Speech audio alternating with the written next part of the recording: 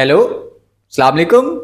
पाकिस्तान और West Indies का तीसरा दिन भी ख़त्म हो गया और तीसरे दिन का इख्तिताम तो बहुत ही खूबसूरत हुआ ना, बहुत ही ज़्यादा खूबसूरत।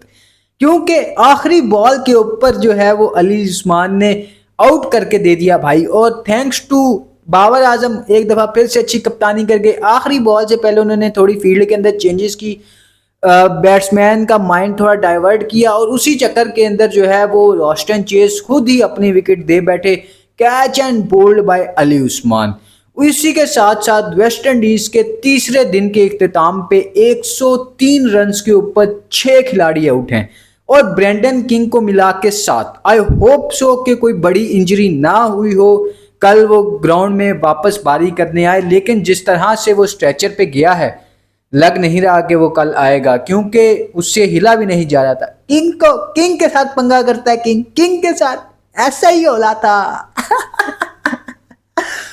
मजाक से हटके भाई उम्मीद करते हैं कि जो भी उसकी जो इंजरी वगैरह हुई है वो जल्दी से जल्दी और रिकवर कर जाए, क्योंकि एक स्पोर्ट्समैन के लिए एक स्पोर्ट्स ही बचती है जिसके लिए वो अपनी सारी ज़िंदगी गुजार लेता है और फिर आधी से ज़्यादा तो उसकी इंजरीज में गुजर जाती है।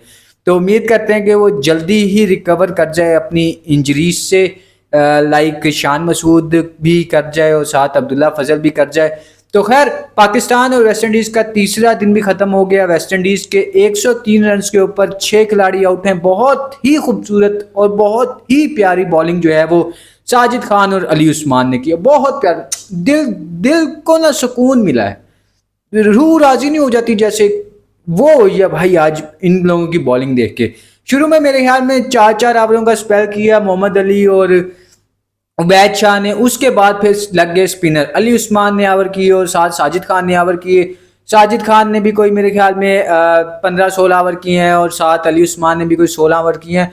तो बहुत ही खूबसूरत बॉलिंग भाई। अली उस्मान ने तो क्या ही बात कर दी, बहुत सारी बॉलें ऐसी थी जिसके ऊपर बस हाई निकलती थी कि आई विकेट आई विकेट आई विकेट, लेकिन जस्ट मिस्ड बाय मार्जिन, इतना सा रह जाता था 8 दफ़ा और वो विकेटें नहीं ले पाया। लेकिन उसके अलावा अगर उसकी बॉलिंग को देखा जाए तो भाई एब्सोल्यूट सिनेमा, दोनों ने जो है वो एब्सोल्यूट सिनेमा किया, एब्सोल्यूट सिनेमा। तो भाई अली उस्मान ने जो है वो कोई 16 ओवर करके 29 रन दिए हैं, 3 मेडन ओवर किए हैं, 2 विकेटें ली हैं, 1.75 की इकॉनमी के साथ बॉलिंग की है भाई उसने। और विकेट भी यही बताती है भाई कि जो विकेट का रिजल्ट बताता है ना, वो यही बताता है कि भाई जो स्पिनर्स है ना, ये विकेट बनी ही उनके लिए है। और इस वक्त पाकिस्तान के जो हमारे स्पिनर्स हैं साजिद खान और अली उस्मान शाये हुए हैं भाई, शाये हुए हैं। क्या कहा जाए इनके, जितना कहा जाए उतना कम है। माशाल्लाह माशाल्लाह ऐसे ही लगे रहें। आगे जो है वो 3 मैचेस और आ रहे हैं इंग्लैंड के साथ, वहाँ पे जाके भी अच्छा परफॉर्म करें और इस मैच में फाइनली जीत दिलवा दो बाइस। बस जीत चाहिए। पिछली दफ़ा भी मैं तुम्हें ये कह रहा था कि प्लीज़ जीत दिलवा देना।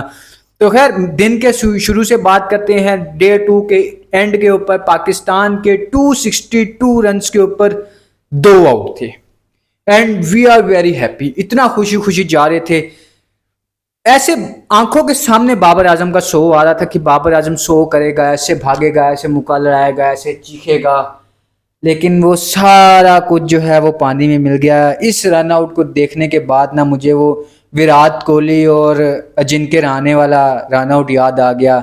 विराट कोहली 87 के ऊपर खड़ा था, डे और नाइट टेस्ट मैच चल रहा था अगेंस्ट ऑस्ट्रेलिया और वहाँ पे वो रन आउट हो गया था। आज भी सेम इसी तरह हुआ कि बाबर आजम भी सीधी ब्रेंडन किंग के हाथ में मार के एक बहुत ही मतलब सुसाइडल रन लेने चला गया और वहाँ पे फिर ऑब्वियसली आउट तो बनता था। और very good throw by Brandon King, बहुत ही खूबसूरत डायरेक्ट विकेट को हिट किया, बहुत ही तगड़ा रन आउट किया ब्रेंडन किंग ने। लेकिन भाई अफसोस हुआ मुझे, मतलब इतना मैं खुश था ना कल रात को, इतना खुश कि मुझे नज़र आ रहा था, ऐसे दूर से नज़र आ रहा था कि भाई बाबर आजम का शो लोडेड पड़ा हुआ है, बस लॉन्च होने की देर है। लेकिन नहीं, सिर्फ 2 रन बाबर आजम बना पाए। मुझे नहीं लगता था कि इस सिंगल की कोई ज़रूरत थी या ये सिंगल लेना चाहिए था। जहाँ इतनी बॉलें रोक दी थी वहाँ पे थोड़ा आंखें खोलने के लिए, हाथ खोलने के लिए इस बॉल को भी रोक के खड़े हो जाते तो कुछ ज़्यादा मसला नहीं था। लेकिन वहाँ पे एक थोड़ी सी माइनर सी कन्फ्यूजन भी हुई बाबर आजम को। आप अगर वो सामने से देखोगे ना व्यू, जहाँ बाबर आजम ने टैप किया, फिर बाबर आजम थोड़ा भाग के रुके, फिर अब्दुल्ला शफीक ने जहाँ एक कदम आगे लिया, फिर बाबर आजम दोबारा भाग पड़े। तो वहां पे मैं समझता हूँ कि विकेट जो है वो हाथ से निकल गया था और मैं जो फिर मुद्दा पे आ गया। मैं कहा नहीं यार, कम अज कम अब तो आखिरी सेंचुरी जो बाबर आजम ने की थी वो दिसंबर 2022 में की थी against New Zealand in Karachi, 150 167 I guess unbeaten. Oh still भाई, स्टिल बाबर आजम का सोच चाहिए था।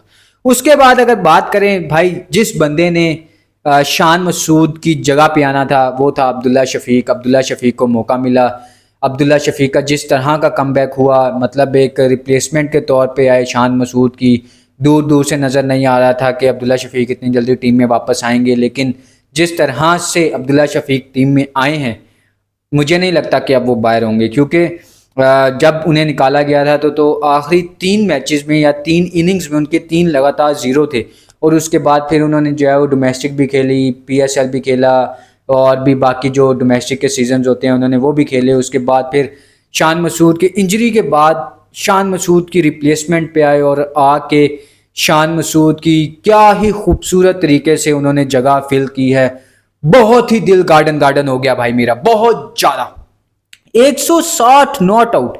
और बाबर आजम और ये जब खेल रहे थे ना, मेरे ख्याल में कोई 191 रन की पार्टनरशिप भी लगी है इन दोनों के दरमियान में। और जब ये दोनों खेल रहे थे ना, ऐसा लग ही नहीं रहा था कि पाकिस्तान जो है ना वो कुछ 400-450 से नीचे स्कोर करेगा। बाबर आजम का 100 पक्का लोडेड रखा हुआ था हम लोगों ने। अब्दुल्ला शफीक की भी एक लंबी इनिंग रखी हुई थी माशाल्लाह। आज भी जो है अब्दुल्ला शफीक 160 के ऊपर नॉट आउट वापस गए हैं, आउट नहीं कर सका उन्हें कोई। बाबर आजम अपनी गलती से आउट हुए हैं, उन्हें भी कोई आउट नहीं कर सका। लेकिन जिस तरह से इनिंग खेली बाबर आजम और अब्दुल्ला शफीक ने, वाकई ही में काबिल दाद है। बाबर आजम और अब्दुल्ला शफीक ने वेस्ट इंडीज के बॉलर्स को बेबस कर दिया था। अपनी मर्जी से इन दोनों लड़कों ने जो है वो चौके मारे हैं। मतलब लेग साइड पे मिल रही थी तो बाबर आजम में सुकून से, थोड़ा शॉट मिल रहा था लेग साइड पे तो पुल कर रहे थे, थोड़ा सा पैड पे लग रहा है तो ऐसे फ्लिक कर रहे थे मिड विकेट की तरफ। चौथे पांचवें स्टंप पे तो हर कोई जानता है कि भाई बाबर आजम कवर ड्राइव को नहीं छोड़ेगा। थोड़ा सा पांचवें छठवें स्टंप पे बाहर मिल रहा था तो कट मारे थे, और अगर सामने आया था तो स्ट्रेट ड्राइव मारे थे। एक छक्का भी मारा। टोटली स्पिनर्स को भी डोमिनेट किया, फास्ट बॉलर्स को भी डोमिनेट किया दोनों ने भाई। 10-10 चौके कल इन लोगों ने मारे हुए थे। 2 छक्के अब्दुल्ला शफीक ने मारे हुए थे, 1 छक्का बाबर आजम ने मारा हुआ था। अब्दुल्ला शफीक को देख के ना माशाल्लाह माशाल्लाह कहने का दिल करता है। मतलब जितना खूबसूरत प्लेयर है, किताबी प्लेयर, टोटली डोमिनेंस नजर आई भाई अब्दुल्ला शफीक की बैटिंग के अंदर। टेम्परामेंट नजर आया, एक इंटरनेशनल रन्स की जो भूख होती है वो नजर आई अब्दुल्ला शफीक की बारी के अंदर। टोटली डेस्परेट थे अपनी बारी को लेके, वो चाहते थे कि भाई मैं रन्स करूं रन्स करूं रन्स करूं, और वो अभी भी रन्स करना चाहते थे।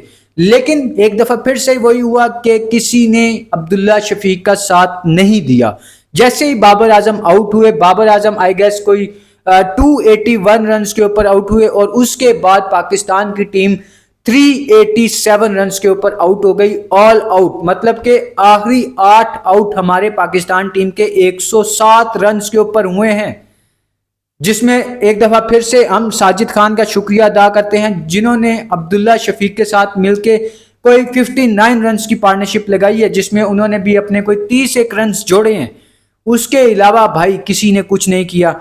मुझे तो एक बात ये समझ नहीं आती कि भाई अगर कोई, पहले देखो Babar Azam out of form था तो आगा जी रन्स कर रहे थे, रिजवान भी थोड़े बहुत रन्स कर रहा था। अब बाबर आजम अल्हम्दुलिल्लाह, शुक्र अल्हम्दुलिल्लाह कि वो फॉर्म में वापस आया है, तो आगा जी भी ठुस हो गए, रिजवान भी ठुस हो गए, नीचे पूरी बैटिंग लाइनअप ठुस है। यार किसने क्या किया मुझे बताओ।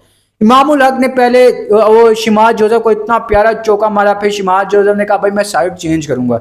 2 बॉलें ली, सिर्फ 2 बॉलें ली शिमाज जोसेफ ने इमामुल हक को आउट करने में। इतना आसान है क्या यार इमामुल हक को आउट करना, इतना आसान?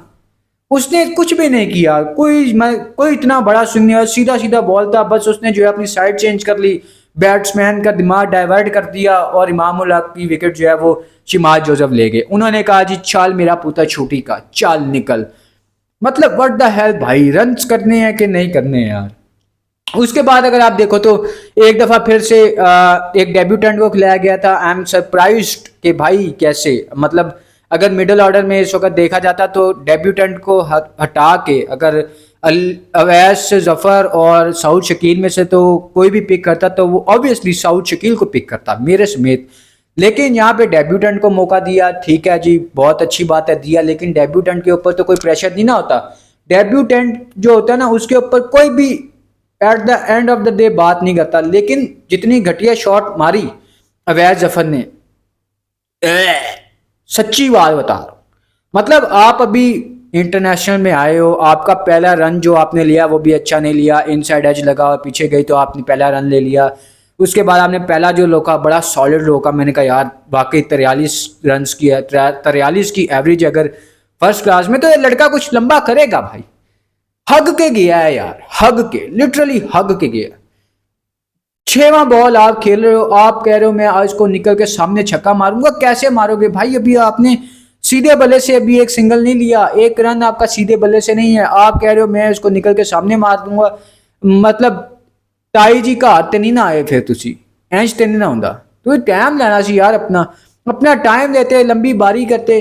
अब्दुल्ला शफीक ने अपनी बारी नहीं ली, 332 बॉलें खेली हैं, 323 या 24 बॉलें आई गेस उसने खेली हैं, 323 मुझे जहाँ तक याद पड़ता है। उसके अंदर उसने 160 रन बनाया, 50 की स्ट्राइक रेट के साथ वो खेला है भाई, उसने अपनी वाह वाह करवाई है। मतलब जिस तरह से अब्दुल्ला शफीक ने शान मसूद की जगह को पुर किया है ना, चुम्मी देने का दिल करता है भाई अब्दुल्ला शफीक को। उसके बाद अगर आप देखो रिजवान को, रिजवान के पैर ही नहीं चल रहे थे। मैंने रिजवान की देखी 28-29 बॉलें जो उसने खेली हैं, उसके अंदर से आप मुझे बताओ कितनी बॉलों पे वो फ्रंट फुट पे गया? नहीं गया भाई, बैक फुट पे जा रहे, बैक फुट पे जा रहे, बैक फुट पे जा रहे। तो ऐसे ही होना था ना, जो बॉल हल्का सा नीचे रहना था उसके ऊपर रिजवान साहब ने घर चले जाना था।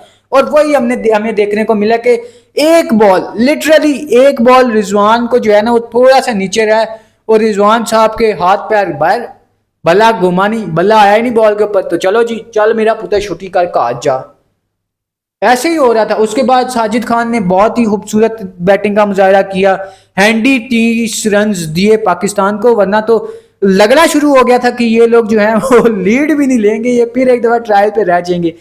लेकिन शुक्र है कुछ करके गए हैं। उसके बाद अली जफर ने भी मेरे ख्याल में थोड़े बहुत 7-8 रन किए हैं। उसके बाद आखिरी 2 तो बिल्कुल ही 0-0 के ऊपर गए ना, पहली बॉल के ऊपर।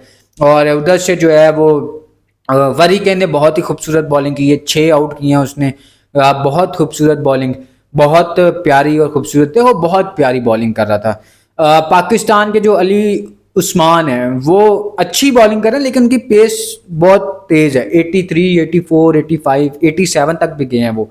लेकिन आप अगर वरी केन को देखो तो वो कर रहा है 77, 76, 75, वो छोड़ के कर रहा है। छोड़ के क्या होता है मैं आपको थोड़ा बता देता हूँ। छोड़ के होता है, एक तो जब ऐसे लूप बनता है ना बॉल का, तो पहले तो बैट्समैन को समझ नहीं आती ये पिच कहाँ पे होगा, ठीक है।